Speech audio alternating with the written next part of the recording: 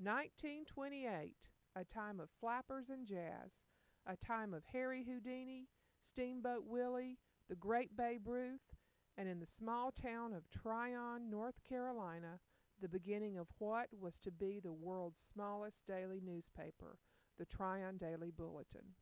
Started by my father, who was Seth and Vining, January 31st, 1928.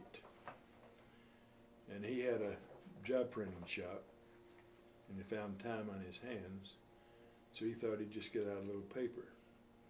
So he printed some out and went up and down the street giving them to people, because a lot of times they don't know anybody other than a real estate agent. We didn't have anybody to go out and solicit ads. Seth would go to Landrum every Tuesday, and he'd stop in all the stores and get ads and get news and bring it back.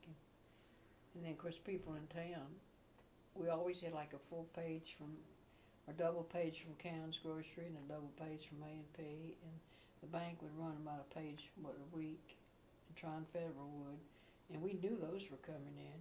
And ours was strictly a local paper. We didn't have much stuff out of the area.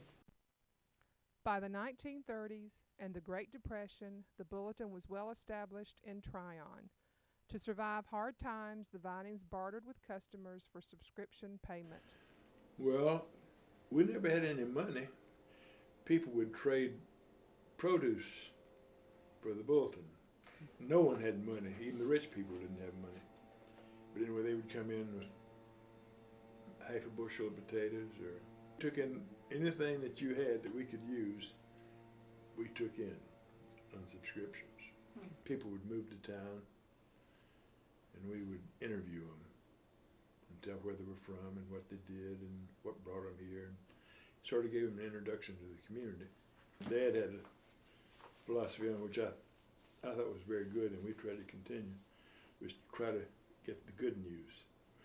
You really don't need a paper. If it's for bad news, everybody hears about it before you can even get it off the press. It may not be right, but they have heard about it. It really wasn't our paper as much as it was the community's paper. I think most people felt like it was their paper. And if they had an item or some news, they would be glad to call it in or let you know. It was never the Vinings paper. It was the community paper. Mrs. Coolidge, Ms. Calvin Coolidge, she used to come and stay with Ms. Adams up on White Oak, and she would come to town about once a week. And David Nevin, who, if you're a movie buff, would know who he. Reporter Cliff Behrman, who was a Pulitzer Prize winner, did the cartoon of the Cub Reporter up there. One reason, because his father walked up and down the street with a pad of paper and a pencil, and if he'd see about anybody in the street, he'd ask him to have any news.